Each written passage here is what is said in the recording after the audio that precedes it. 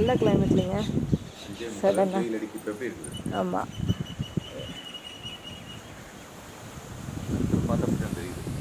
நல்லா அடித்து சாத்து போகுது. பெருசாக வருது இல்லை?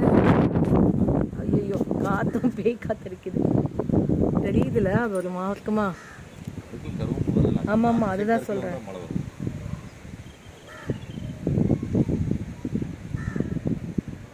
கீழே போய் சொல்கிறான் அப்படி.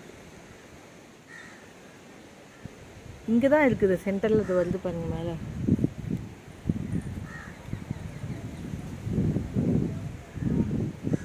இந்த பக்கம் தான் அடிக்க போதோ.